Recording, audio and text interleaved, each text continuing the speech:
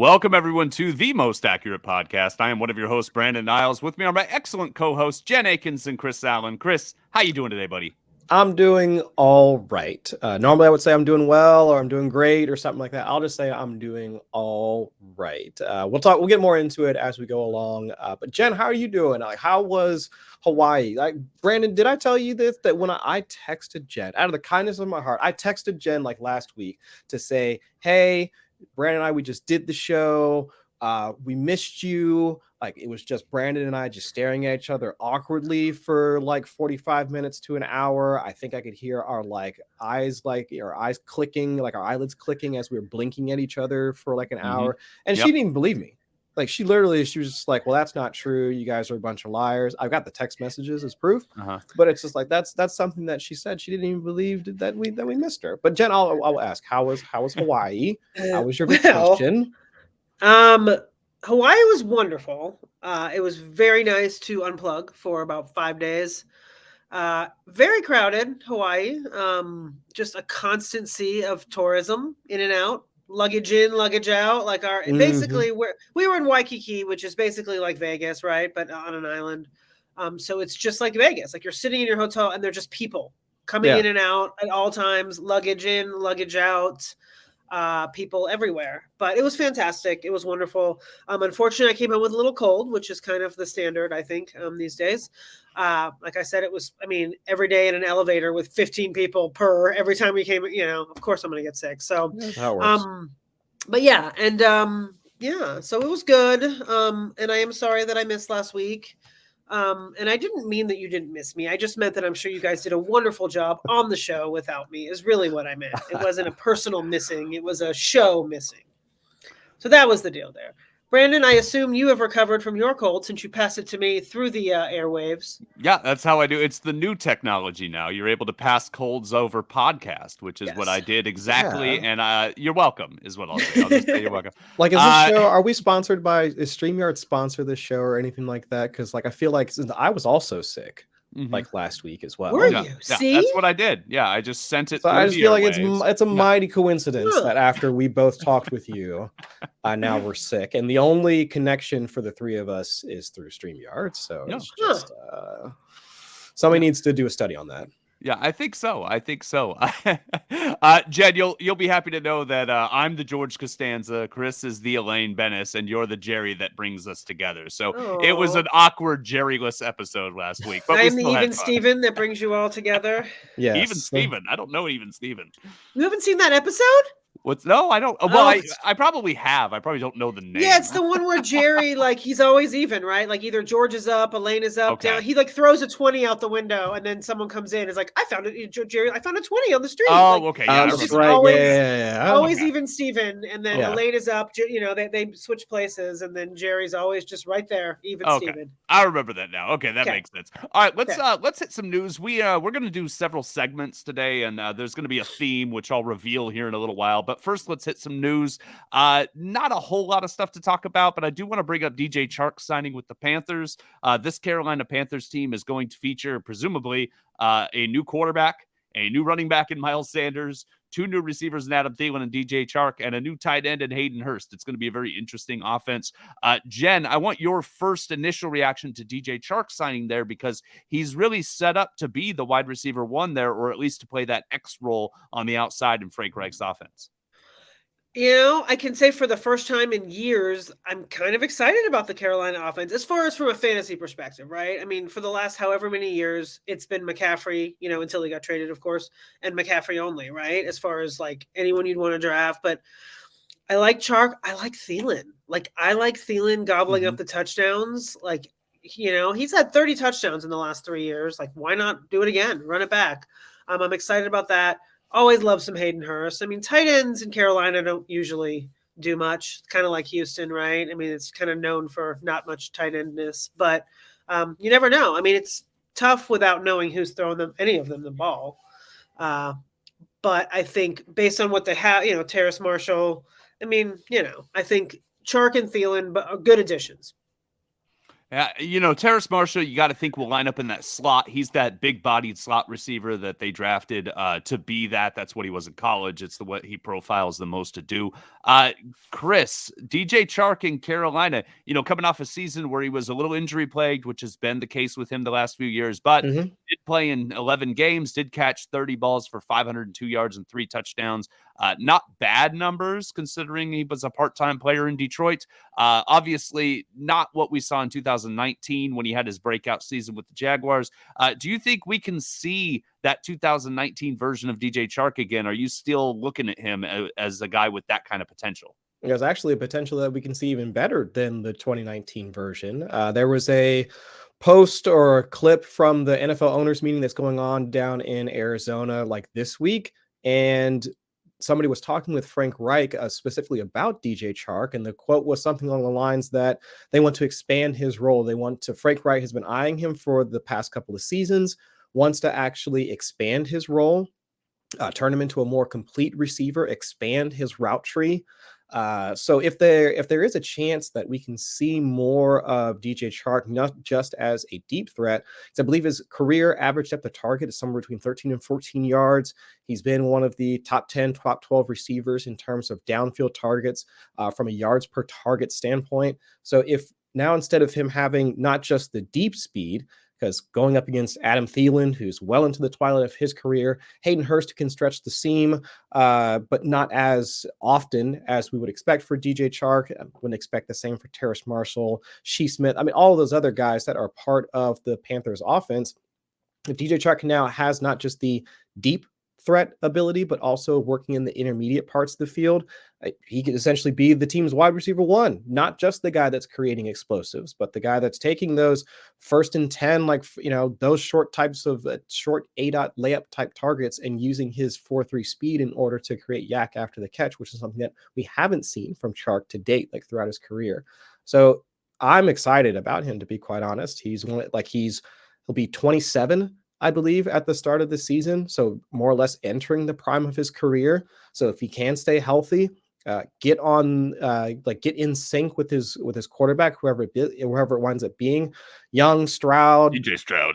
Yeah, I think it's gonna be Stroud, but that's just me. That's just my opinion. But either way, it just seems like there's a decent chance that he can be more than what we've seen from him, over the entirety of his career, of just being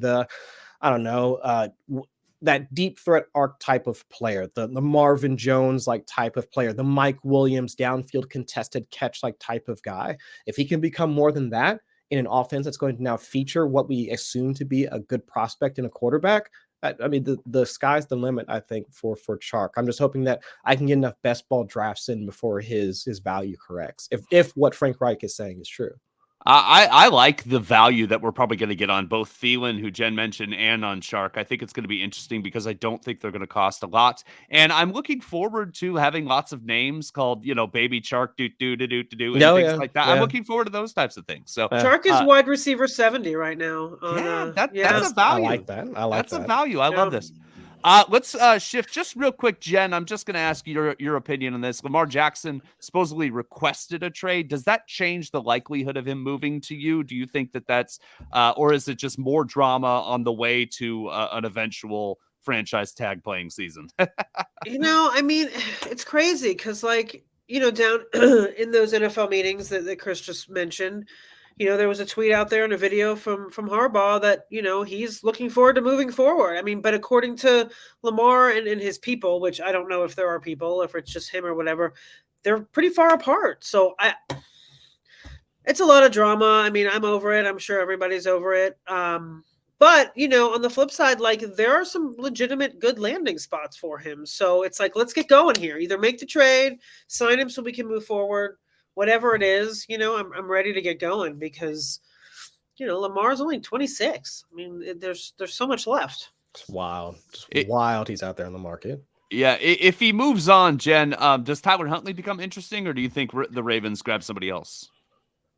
I think Huntley becomes somewhat interesting. I mean, he's had some fantasy nugget weeks, right? I mean, I think occasionally, yeah. Yeah, I mean, I don't think he's interesting as a QB1 for redraft or anything, but I think he's certainly interesting in best ball formats and possibly Superflex, Dynasty, which I know nothing about, but I just like to throw that out there. Superflex Dynasty. I'm sure he's, discussed there.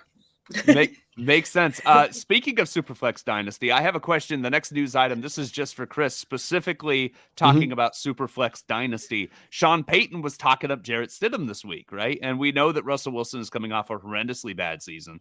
And we know that after this season, Russell Wilson's contract becomes a little bit stomachable to get rid of, right? This season, not so much. If you're in a Superflex Dynasty league, are you grabbing Stidham? Are you adding him to rosters? I don't see why not at this point, because it would not surprise me in the slightest if that by, let's say, week 9, week 10, we get reports of Russell Wilson and Jarrett Stidham sharing first team reps, or Jarrett Stidham taking over first team reps entirely, and there's a chance that Russell Wilson might sit or something along those lines. The just general intuition throughout the entire league is that Sean Payton is the head coach, and Russell Wilson's fate, I'll just using the term like as it is, it's in his hands at this point. Like how he performs over this season greatly determines whether or not he's going to be playing football pretty much at all, because the way that his contract is structured, who's going to want to pay that salary if Denver decides to move on from him after this season? And the offseason moves they made so far, adding in at least attempting to rebuild an offensive line, adding running backs like left and right. They took Samaje Perine away from me. But also with the trade rumors swirling around Cortland Sutton and Jerry Jeudy, it's like they're trying to take as much away from Russell Wilson and move it towards that, trying to simplify things as much as possible. So, there is a chance that Jarrett Stidham could be taking snaps like this upcoming season. And as of right now, that's a non-zero chance at this point. Yeah, I would pick him up and just stash him on the back end of your roster. There's really nothing to lose at this point. I'm here for the Jarrett Stidham revival, right? He was a big Superflex Dynasty addition there when he was supposed to be the heir apparent to Tom Brady. Yeah. And then he came out, everybody forgot about him, and then he had a couple good starts last year. So I'm here for the Jarrett Stidham resurgence. But that's all I got for news items this week. I want to do a segment that normally we just ask Chris to do, but this week we're all going to do. We're going to hit up stats of the week. So these are stats of the week, stats that made us think about something to say, and stats that we like for some reason. So let's do it.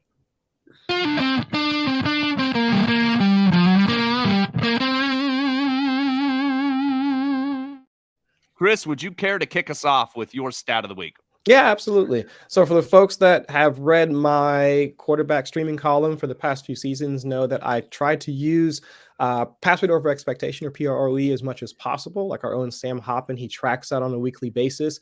And while it might not be the easiest to predict on a weekly basis, tracking season over season trends is something that you can do, assuming there is some personnel continuity, right? That Kansas City has remained in the top 10, or at least, if anything, in the top 5 in terms of pass rate over expectation over the past few years, because Andy Reid and Patrick Mahomes have been at the forefront of that offense. Same thing with Cincinnati Bengals. Joe Burrow, Zach Taylor, past few years, we've seen their pass rate over expectation kick up over the past couple of seasons. But just last year specifically, 6 out of the top 10 teams in red zone percentage, so the number of plays that teams execute within their opponent's 20-yard line, they had a positive pass rate over expectation. So the teams that were passing more wound up getting into scoring position more often. So that means like the teams like the Chiefs, the Bengals, the Bills, the Vikings last season. Now with Kevin O'Connell coming over from the Rams and going up to Minnesota, we actually saw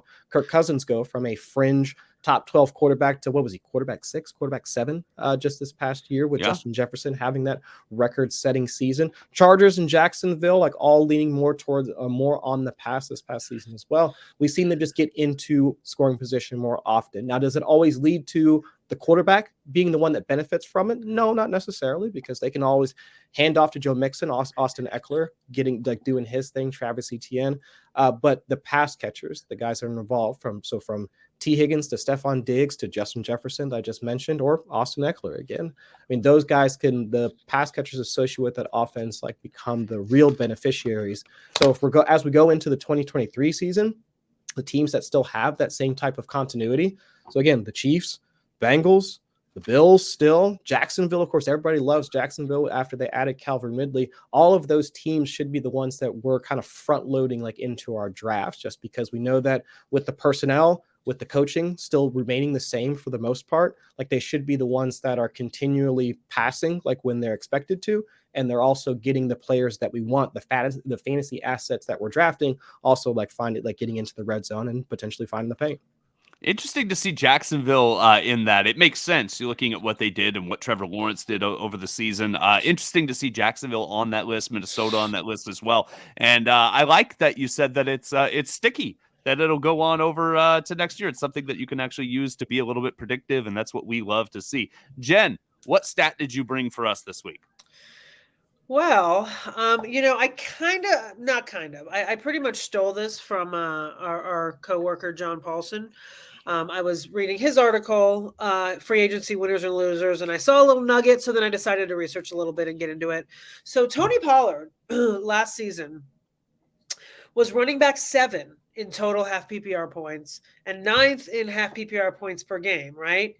Yet he was RB 21 in total touches and RB 27 in touches per game. So that's pretty impressive, right? To be all the way down there in the amount of work he got, but then his production was stellar. Now he's without Zeke, so wheels up, right? I mean, he's pretty expensive though. He's RB 10 right now in underdog drafts. Yeah. His ADP is 3.5, but I mean, looking at what he did last year while splitting carries and while being, an RB 2/3 in the amount of volume, and then his production was top 10. So I thought that was kind of impressive. So Ronald Jones doesn't scare you off then? No. I mean, no. Yeah. I think we're past the point of being even remotely threatened by Ronald Jones. I kid Ronald Jones. No, I'm with you. Tony Pollard, I had him on a lot of rosters last year, and it was very, very useful. He was in my lineup every week. Yeah, I had him a lot too. He was I think he was my only decent running back in Scott Fishbowl. Like he was it. He was good. Had a heck of a season. And then just Scrubville for the entire season. Are you buying him as RB10? Yeah, I mean, depends. Depends on the format. Depends on what's going on. Is he going to be ready week 1? Assuming he's healthy, I'm gonna say that. Yeah, assuming he's good. That's where I'm at. All that stuff. Yeah. So for best ball, probably I don't know. I to be completely fair, I've already drafted him once, so I guess I am buying him. I don't know. Ask me in like 2 months. Yeah, I can like buy and see where I drafted him, because I know I took him in my first thing. Let's see. Oh, not that one. Hold on. My stat of the week, while Jen looks that up, my stat of the week is 201. 201. That's the available carries that David Montgomery leaves for Khalil Herbert and Deontay Foreman. Foreman averaged 4.4 yards per carry over the last 2 seasons. Ran a 4.45 at his pro day back in 2017. David Montgomery has never sniffed that yards per carry. 4.63 average. Now, Montgomery, if you look at the advanced stats, Montgomery's pretty good at breaking tackles. He finds the hole pretty well, but Foreman does a good job with his vision as well. And Foreman has that little extra oomph to go with his big body, so he can make more happen. So I'm not saying that he's going to get all those touches. I think Khalil Herbert will get quite a bit of them, but I do think Foreman's going to have a prominent role. The Bears have a new offensive guard in Nate Davis, who is a road grading right guard. Has done a heck of a job for Derrick Henry over the past few years. I think that whatever touches Deontay Foreman does get for the Bears, he's going to do more with them than what David Montgomery was able to do. So I think he's going to have value on this roster. And Khalil Herbert, too. I think it's going to be a valuable 1-2 punch for the Bears running game. 201 available carries. That's my stat. Yeah. I just wrote a player profile on that Chicago backfield a couple days ago. So I'm gonna have to. I haven't read that yet. I'm gonna have to read it. Yeah, I wrote it on. I don't even know what day today. I wrote it at some point when I got back from Hawaii. I think it was Friday. I wrote that. Excellent. Before the fever set in, right? Before. Yes. There, luckily, no fever, just head cold. Thank you. Okay. Zero fever. All right, so the next segment is called Hard Goodbyes. Players we won't be drafting this year, and it hurts that we won't be drafting them this year. And we're doing this segment because I've kind of buried the lead here, but Chris, this is Chris's last episode of TMAP, at least until we beg and plead him to come back as a guest. He is exiting as a regular host. And Chris, we are going to miss you tremendously. You are going to be a very hard goodbye. So this episode's going to be 17 hours. We're just going to continue to talk and keep you here as long as possible. So kick back, everybody. But let's do this in honor of Chris. Hard goodbyes. Players we won't be drafting this year, and it hurts. Chris, would you lead us off? Yeah, sure. So my hard goodbye is going to be Rhamondre Stevenson. While I do think, as I've seen right now, per our underdog ADP, which is updated almost daily, if I remember correctly, so go and check that out if you haven't already. I've seen him go around the RB13 area. So the cost, I think, is fair given his production from last season. But my problem is the assumed schematic changes to the offense that we should expect to see in New England this year. I don't care. Like, they already jettisoned a couple of pass catchers and they've already made some changes. But with Bill O'Brien coming in, Matt Patricia likely not coming back, my assumption is that we won't see more of Mac Jones cussing at the coaches and all of that to make sure that the passing game is something that he can actually work around. Because his rookie season, he was actually performing admirably, given the fact that he was a rookie walking into this situation that, with Tom Brady just recently exiting New England and all of that, I thought the kid played well in his rookie season. So to see him take such a massive step back this past year with the Joe Judge, Matt Patricia just debacle, I think a lot of that had to do with the turmoil we saw around him regarding the coaching changes and whatnot. So Rhamondre Stevenson being the beneficiary of it, saw the number of targets he was able to get with Damian Harris out. We don't know if any of the running backs that are sitting behind Stevenson at this point are going to get into the mix. Pierre Strong, Kevin Harris. I mean, either of those guys, I both either profile as, let's say, suitable pass catchers, or they could work between the tackles. So we don't know what Stevenson's workload is going to look like. And if the offense actually turns into something that's more suited towards Mac Jones stylistically, do we see him take more intermediate and deep shots in 2023, which would then take away from Stevenson's check down targets that we saw week in and week out last year. So I do think Stevenson will likely get the early down work. He should still be involved in the 2-minute area, short yardage, you name it. But the targets, which really pole vaulted him into this fringe RB1 conversation we see him in right now, I have a tough time seeing those come back in 2023. So honestly, I could look at some of the guys that are sitting behind him, like Najee Harris, and say that, well, I could probably arbitrage at least a decent amount of Stevenson's workload with what we'd see out of Najee, and I can get that at a cheaper cost. So I probably will be avoiding Rhamondre Stevenson in draft this season. I'm with you. That cost of the New England backfield in general. Did you know New England doesn't have a single player who's been their leading rusher in more than 2 seasons since Corey Dillon? That does not surprise me in the slightest. Yeah, it's crazy, So, Stevenson did it last year, so maybe he's got another season. But I mean, New England just, those running backs, paying up for that makes me struggle. So, I'm with you with changing the offense. Maybe doesn't get the checkdowns as much. Definitely a hard sell completely. Jen, who is somebody that you won't be drafting this year and it hurts you? Well, interestingly enough, when I saw this segment, my first thought was the person that you're going to talk about next. And I was about to write, I was about to write the whole thing up. And then luckily I looked and saw your person. I was like, oh, I got to find someone else. So I have found somebody else, and I am going to go with Terry McLaurin. Now, first of all, Terry is affordable right now, right? He is, on underdog, he's wide receiver 27, which is fair. He's never finished above a wide receiver 2. He's had 2 wide receiver 2 seasons and a wide receiver 3 season from 2020 till now. And, yes, horrible quarterback play, horrible quality of targets, all of that stuff, yes. So here we are again, right, heading in with the lovely combination of Sam Howell and Jacoby Brissett. Now, if for some reason they trade for Lamar, I'm back in. But I don't know that I want to suffer another season of Terry McLaurin with crappy quarterback play. Like it's just, and there's other people there now as well. I mean, you've got, Dotson, and you have Diami Brown, and you have Curtis Samuel.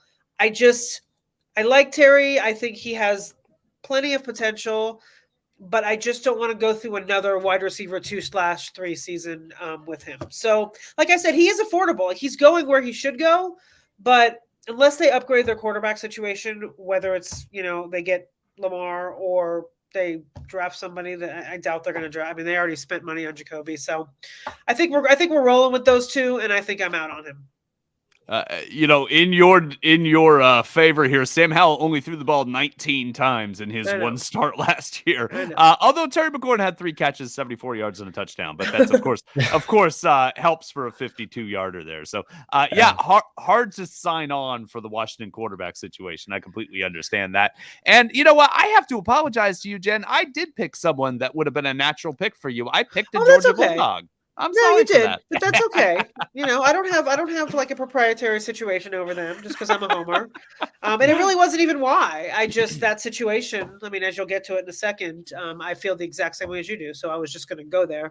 Sure. And thankfully I didn't. So, we can mix it up for good podcasting. Sure. So I picked DeAndre Swift. I still like Swift. I like the player. But, his injury history, the Lions' clear intention to not give him a full workload, which makes sense given his injury history, I guess. But they're clearly not featuring him, not giving him that full-scale workload. Hard to justify with his usually lofty price tag. I think he was the 2nd-rounder last year. That price tag will go down after such a down season, but I still think people are going to pay up at least a little bit for him. They got rid of Jamal Williams or lost him in free agency, but they did bring in David Montgomery, which tells me that they're going to give David Montgomery the touches that Jamal Williams got. So I don't think DeAndre Swift is going to get any kind of benefit from Jamal Williams leaving. I'm not going to take him in redraft formats. I'll probably sprinkle him into best ball lineups so that I can get those spike weeks. But in redraft formats, it was a nightmare trying to figure out when and if to start him last year. Just not going to do it again. And like I mentioned, David Montgomery's arrival doesn't really inspire any more confidence in Swift this year. I'm going to be sad. I love this kid. I loved watching him in college. I was excited when he got drafted. Thought it was a good fit in Detroit. Love watching him play, but I just can't trust him in my lineups anymore. So I'm going to have to let somebody else take DeAndre Swift this year. I understand that. And it sounds like they're going to add another pass catcher at some point through the draft. At least that's what my intuition, because they traded away TJ Hawkinson. Mm-hmm. DJ Chark left already. We talked about his departure in free agency. So you would think some sort of either a tight end or just another pass catcher, because it can't just all be Amon-Ra St. Brown, as much as we as fantasy managers want that to be a thing. But Jameson Williams, assuming he takes that step that everybody assumes he's going to take, there's going to have to be more to that offense, even with Jared Goff and everything. So there's going to have to be more. So that doesn't necessarily mean there's going to be more for DeAndre Swift. So I'm definitely with you on that one, Brandon. Yeah, heck of a tight end draft class this year too. Like we're looking at potential 4 day one guys. Probably not actually 4 day one guys, but 4 guys with fringe day one grades at least, and could get drafted. Who's your favorite as of right now? Do you have one? So, Mayer's the consensus, but Darnell Washington is just incretible. Like Darnell Washington. You don't have to ask me who my favorite is. Yeah.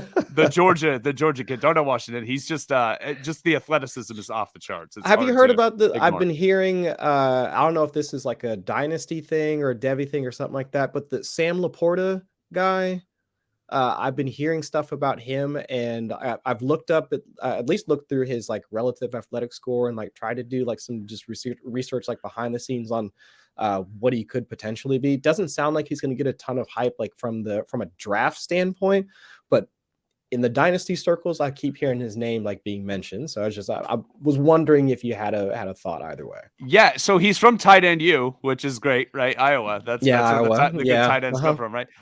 The thing is about him, he seems more from a fantasy perspective to me, somebody who's going to be like a quality tight end 8, tight end 10 season type guy, like a Heath Miller, Todd Heap type of player. I date myself with my tight end references here, but those are great ones, though. Right? Yeah. That's the type of fantasy player that I see with Sam Laporta. Just a good player. Like if I'm looking at like a dynasty upside guy, like I'll probably take a look at I can't remember. So Luke maybe Musgrave, the Oregon State kid. Mm-hmm. I'm a homer, but Musgrave is he's got really good hands. And he can stretch the seam a little bit. He's got good athleticism, and he'll probably go day 2 in this draft. So I think he's somebody that might be like year 2, year 3 in the league. You could see him enter into that top 5 fantasy discussion. But it's a good class. All those guys have value. I'm excited about where the tight ends end up. Darnell Washington is that like high ceiling, could be the next Jimmy Graham type of player. Like yeah. Mm-hmm. So. Incredible, absolutely incredible players. Not even the best tight end on the Georgia football team. I know, which is insane, but we're gonna get to that next year, probably. Right? Yes, I will not shut up about Brock Bowers next year. Like, I already don't shut up. Because I remember like him playing watching him in the championship game, and I was like, dude, it felt like he was like their wide receiver 1. Yeah. I have a feeling my prediction for next year is that Jen says Brock Bowers is everything everyone said Kyle Pitts would be. I feel like that's what generational talent. Yeah. Yes. All right. So I have another segment that's Chris inspired. It's all about Chris today, my friend. It's all about Chris. Yes. I've got Who'd You Rather, which is my favorite segment. I love Who'd You Rather. I just think it's fun. It's actionable. It's fun to talk about. And I'm just doing Bengals this time. I'm just going to say Bengals edition. All right. So let's start with the quarterbacks. Jen, I'm going to start with you here. I'm going to give you 3 quarterbacks. Joe Burrow, Bengal, quarterback 4 last year. Trevor Lawrence, quarterback 7 last year. Or Justin Herbert, quarterback 11 last year. All 3 of those guys have their own, ups and downs, have their own positives and negatives. Who'd you rather between those 3? And actually, if you could rank them for me, that'd be great. All right, well, I'm going to go right in the middle, and I'm going to go Trevor Lawrence as my first pick, and that is based on, we're talking like straight up draft and we're talking draft capital, I'd rather wait and not spend the draft capital on Burrow and go with Trevor Lawrence. I'm not saying who's a better quarterback, who has a better arm, any of that. I'm talking. Oh no, that's how I'm taking it. All right, take it how you want. But so we've lost Chris early. Jen and I will finish the episode. This is a fantasy football podcast. So this is my fantasy football podcast. Right now. So if this is the goodbye show for Chris, then we got to just take all Bengals throughout the thing. And that was the hint. Yeah, Boomer Esiason is the right pick here. It's Boomer Esiason, and then Jeff right. Blake. I can't. Corey Dillon.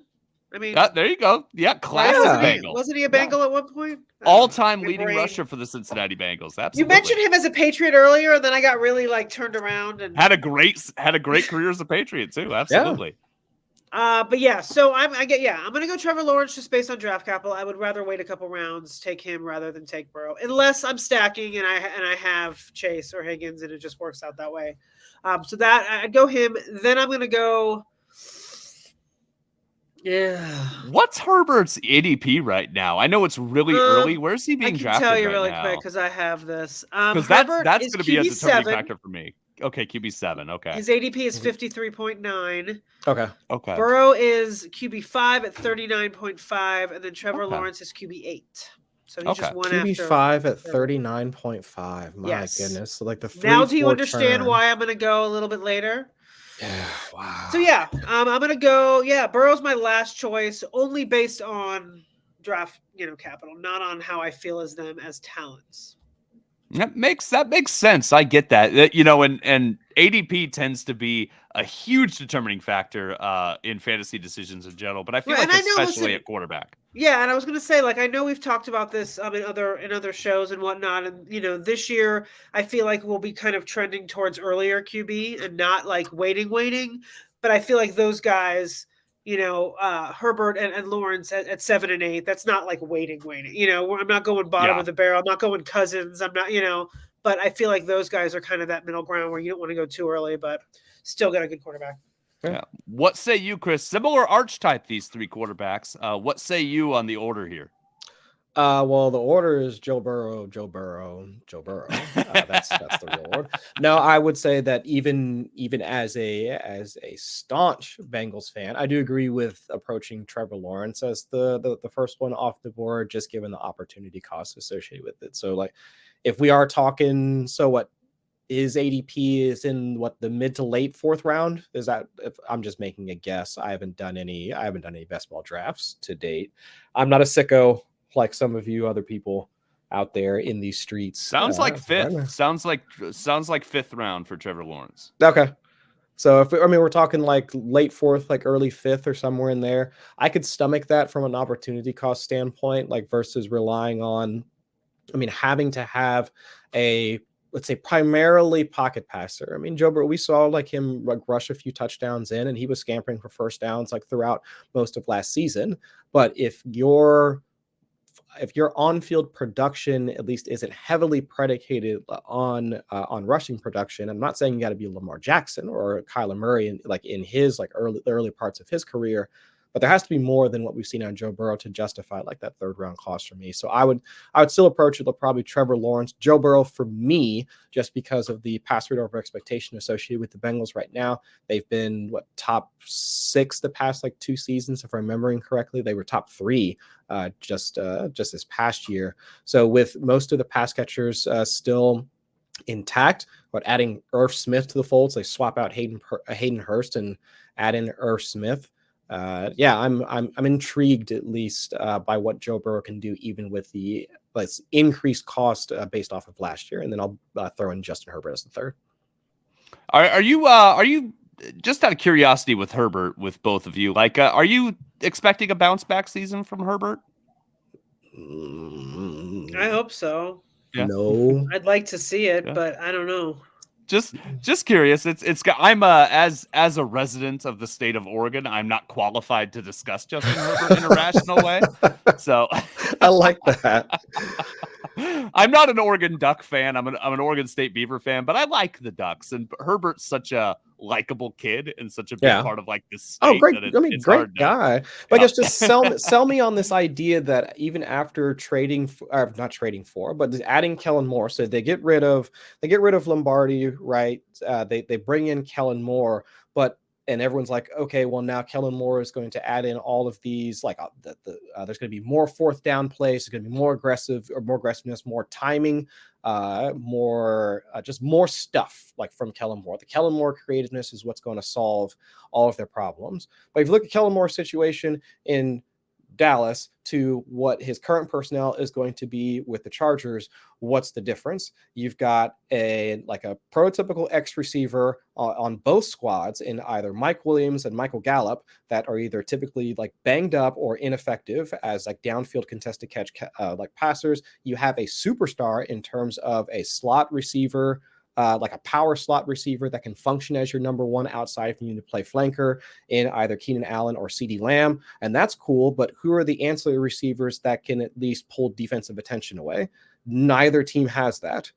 And if Austin Eckler goes away because he's asking for a trade at this point, what then afterwards? And the Chargers still haven't fixed their offensive line problems. I get it. Was it Rashawn Slater was banged up throughout most of last season? So that might help once he returns to the fold, but just I'm not seeing a ton of difference between what Kellen Moore was doing, what he had to work with in Dallas, than what he'll have in LA to say that adding him is now going to greatly increase Justin Herbert's chances of, I guess, re-entering the, let's say, top 6 conversation for this season, unless they go out and draft Jordan Addison or Quentin Flowers. Insert high-end wide receiver prospect name here. I like you went Quentin Flowers, Quentin Johnson and Zay Flowers combining. I know, one mega talent. Just exactly. That's what I wanted. I just combine all of them. Just give me all the talent. I love it. I love it. They might go after receiver. We'll see what happens. But like I said, I'm not qualified. I will say from a dynasty perspective, Herbert is a strong hold to me because you're not going to get value in a trade for him, and so you hold him and you just hope it works out. Let's go to the running back situation of Who'd You Rather Bengals edition. We'll start with you this time, Chris. We got Joe Mixon RB12 last year, or Miles Sanders in his breakout year, RB13 last year. Both of them have some questions going into this season for very different reasons. But Miles Sanders enters Carolina. We talked about that offense a little bit. Who would you rather, Mixon or Sanders going into next season?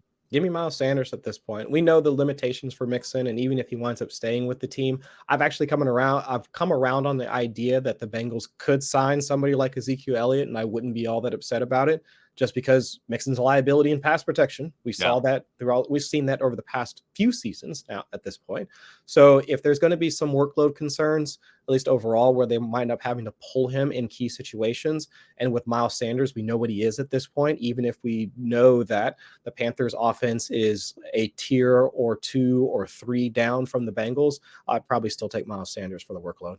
I like it. That makes sense to me. Jen, are you in agreement, or do you have an argument against? I'm in agreement. I also am, I'm not drafting Joe Mixon. Me too. I'm just not. Other reasons. Yeah, exactly. Also fine. Exactly. Yeah, I just can't do it. I couldn't do it before, and now I really can't do it. But I do. I'm excited to see what happens with Miles Sanders, and for everything that Chris said. I mean, I agree with him that way. From a personal standpoint, obviously, I'm not drafting Mixon, but I would have. I don't know. I guess I can separate, and I would say Sanders either way. Makes sense to me. I'm going to hit up the receivers. We're going to do all 3 Bengals receivers here. Jamar Chase is the most divisive receiver in fantasy right now. Like, I see him ranked everywhere from 2 to 11 on people's lists. It seems like people either love him like they did last year or are really concerned about coming off a down season, which was obviously impacted by injuries as well. Yeah. So I picked 3 receivers to let you pick from that kind of all have different strengths to him. So Jamar Chase, we'll start with you, Jen. Jamar Chase, CeeDee Lamb, or Amon-Ra St. Brown. These are the wide receiver 12, 6, and 8, respectively, from last year. Jen, who'd you rather, and rank them for me? I not just because it's Chris's last show, I would take Chase. Out of those 3, I would take Chase as my first pick. Actually, I would take him in the order you listed. I would go Chase, Lamb, Amon-Ra St. Brown. Based on a few things, but starting out, I mean, quarterback, right there. I mean, if you rank the quarterbacks, you rank them that way as well. And then opportunity. I mean, I know Chase had a down year, but he was a down year at wide receiver 12, right? So I mean, it's not exactly. I mean, he's still he's a wide receiver 1 for fantasy purposes at that point, and the targets will be there. The offense is still going to be good.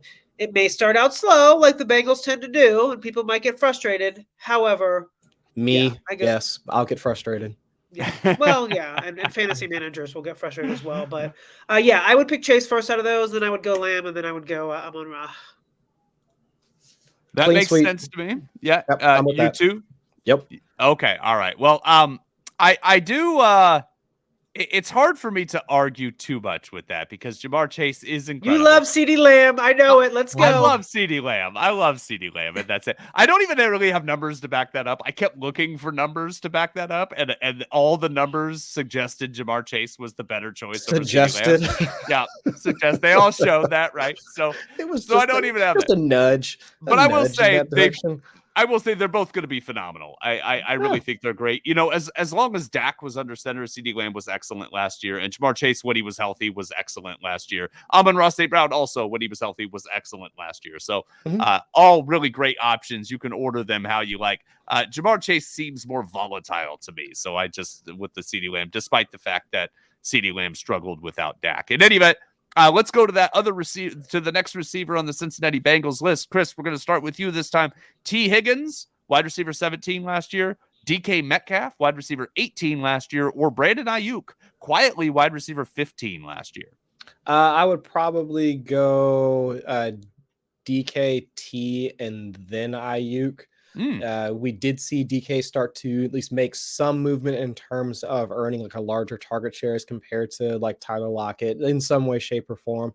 I do wish that they, while I know their pass rate over expectation once they get into the scoring position does tend towards the run, but I would expect to see like DK just become more of that. I don't know, just like larger presence in the red zone. I mean, we saw like some of the tight ends starting getting into the mix. Of course, Tyler Lockett's going to get his. But yeah, that'd be my only concern with DK. But overall, from a target share standpoint, T is still like there's still a fairly sizable gap between him and Chase, enough such that you can see DK kind of get over him in that from a baseline standpoint. So I would go DK, T, and then Aiyuk. Okay, that makes sense to me. Jen, do you have an argument? I don't. I was actually thinking that Chris was going to go T first, and then I could at least differentiate because I would go DK first. I would go the same order as him, and for the same reason. So, doesn't make for great radio / podcast, but I do agree with Chris. Do you have concerns about Aiyuk, either one of you, or is it just he's just third? Yeah. I think he's fine. I think just there's other. I think between McCaffrey and Kittle, there's a lot going on there, and we still don't really know who the quarterback is. It's true. Right. It's true. Don't know who the quarterback is. This is a team that was also like 20th or worse in terms of pass rate over expectation. So this is still a run first team. And he's one out of 4 potential pass catchers that can wind up getting into the end zone on a weekly basis. So there's no reason for him, or he hasn't earned a spot in order to say that he's going to be getting a 27 or 29% target share. They're all going to sit around like 20-ish%. They're all going to score. We just don't know which week it's going to be. So he's not getting the Debo touches. Like he's not being used out of the backfield. So it's just, I can't really rely on him from a fantasy standpoint on a weekly basis. I will say, though, I just looked and he is pretty cheap. I mean, he's wide receiver 33 right now. Wow, that is cheap. Yeah. So he's much cheaper than the other two. Yeah. Okay. Well, affordability may be a factor, but yeah, I don't really have an argument for either of you. It makes perfect sense to me. DK Metcalf definitely seems to have the best chance at the largest target share, which is always nice. Let's look at Tyler Boyd or Josh Palmer, Chris. I went with 2 wide receiver 3s on at least theoretically high-powered offenses. Yeah. I know Cincinnati is a high-powered offense. The Chargers theoretically are. So Boyd or Josh Palmer, wide receiver 38 and wide receiver 40 last year. It'll still be Tyler Boyd for me. I'm just going to be obstinate and continue to draft him and assume that at some point it's going to be like Jamar at 27%, T at like 25% target share, and then Boyd's going to be at 23%. But then every year it winds up that like Tyler Boyd sits like a 15% target share, and I have no idea why. But yeah, I'm just going to be stubborn and say to Tyler Boyd. Makes sense. Jen, are you on the Boyd train as well, or do you prefer Palmer?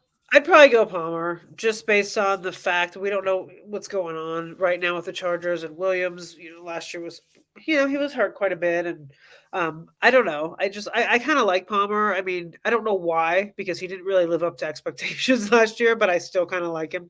So I go Palmer. Certainly, the injuries to Mike Williams and Keenan Allen over the past few years certainly give Palmer a little bit of a nudge. That's probably why I would go Palmer. I just feel like the opportunity might have a better chance there. But if I have to start someone with everyone healthy in any given week, it's going to be Boyd. So for me. Tight end, the Bengals, I'm not going to throw Drew Sample or anybody out there right now. Hayden Hurst isn't there. So I'm just going to say tight end to be determined, whoever the Bengals bring in. Or Juwan Johnson, who was the tight end 11 last year, has some upside, might stink, might be okay. We'll see about the touchdown regression. Not Irv Smith? Is Irv Smith with Cincinnati? Yeah, I missed that. I completely missed Irv Smith. All right, well, let's say Irv Smith. Irv Smith or Juwan Johnson. Jen, let's start with you. I like Juwan Johnson. It's not that I don't like Irv Smith. Like, I like myself a Bengals tight end. I've always been on board. I went a lot of Hurst last year. I did a lot of CJ Uzoma the year before. Yeah. I always back a Bengals tight end.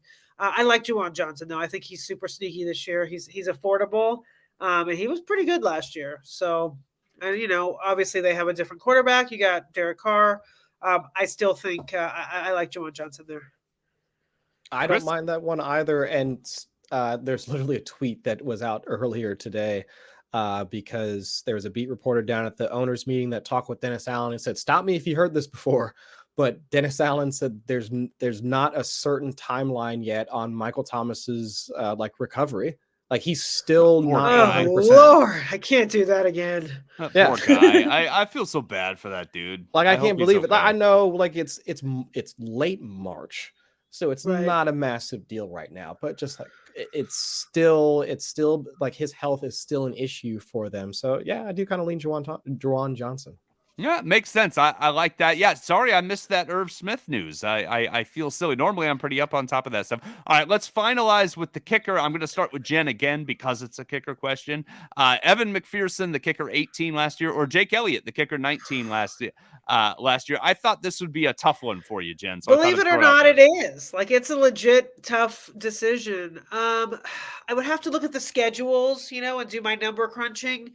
But off the top of my head, I'd probably go McPherson. I mean, his leg is ridiculous. Yeah. So, sure. Yeah, he's fun. Chris? Give me money, Mac.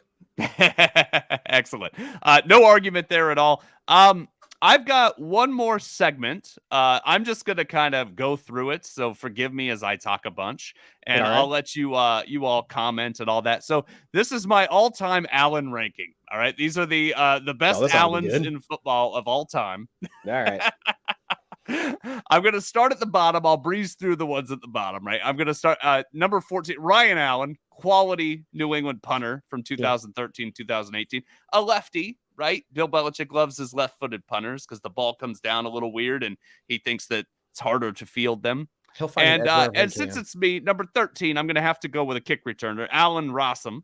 Right, Allen Rossum, longtime kick returner, variety of teams, most notably Atlanta, second all-time in kick return yardage, 10th in punt return yardage, Allen Rossum. So a good Allen in the return game. All right, number 13. Number 12, Allen Lazard. Always kind of disappoints me, but a good player. And now a Jet, right?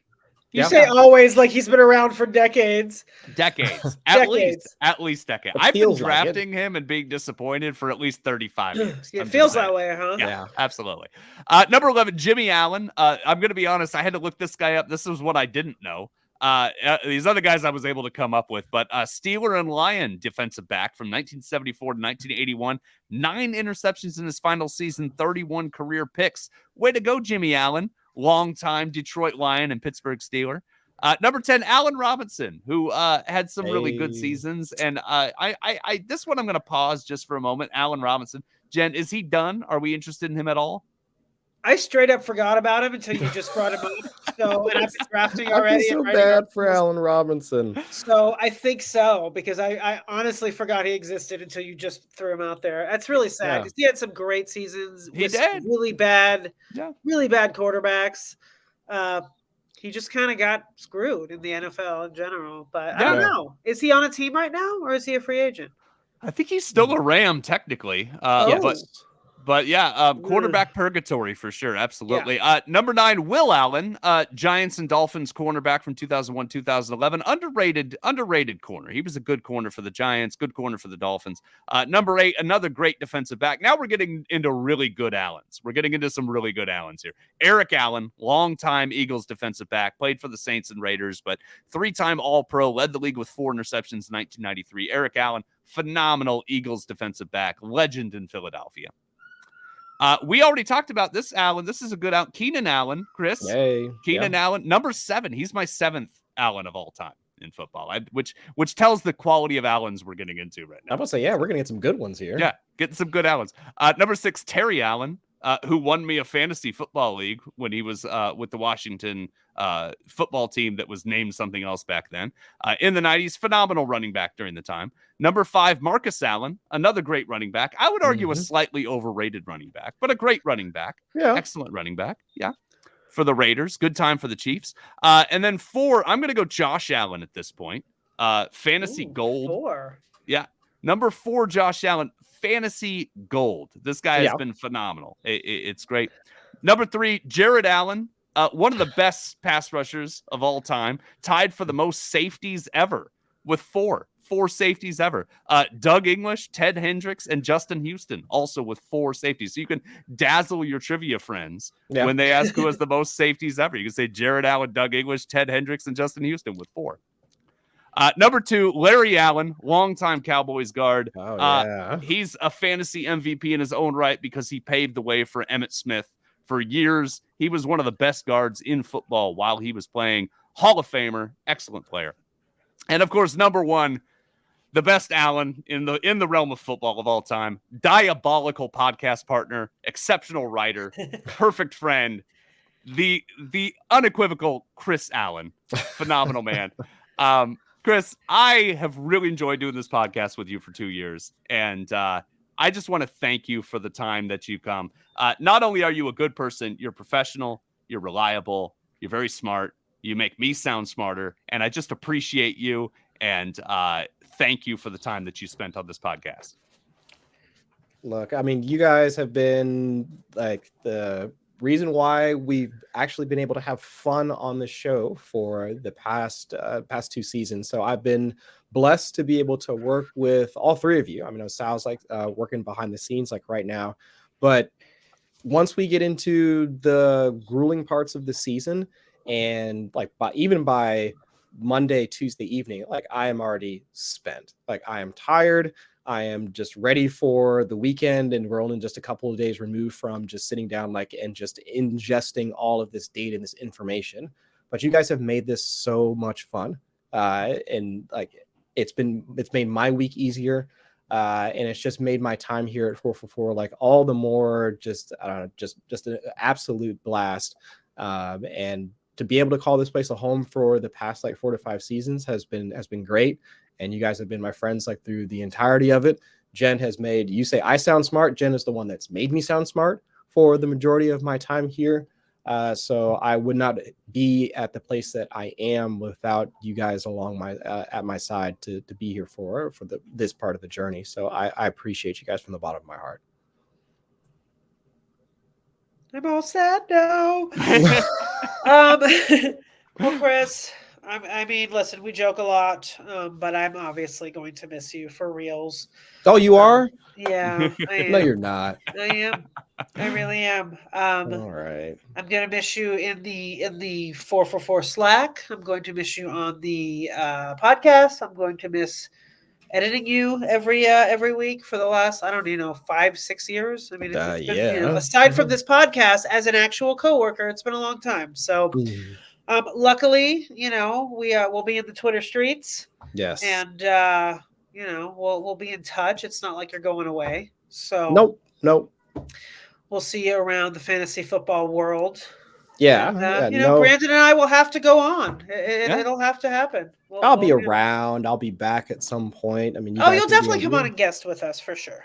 Yeah. We'll just force you to guest regularly. That's what we'll do. We'll push the limits. We'll push the limits on what we're allowed to ask. And I believe our producer Sal, our lovely producer Sal, has prepared something for you, Chris. So take it away, Sal. Oh yeah, kids, it's time to say goodbye.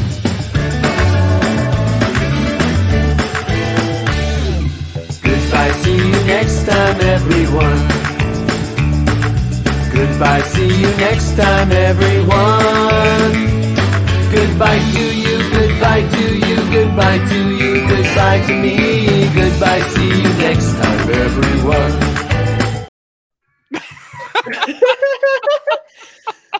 Brandon, our photos were so similar. It was scary. It was perfect. What is that? It shows. I had no idea the photo Jen was going to take. That was absolutely, They were that in was the same my photo. gosh. That's You so guys weird. are the best. It shows we felt the same way about Yes. it. So, We did not talk about it. Nothing. We both. And you still coordinated. Look at you guys.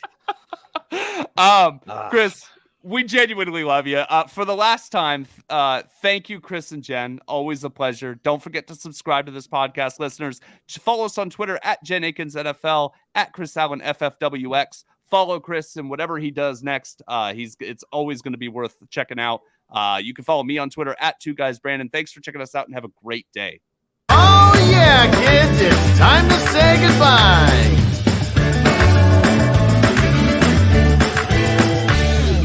Goodbye, see you next time, everyone.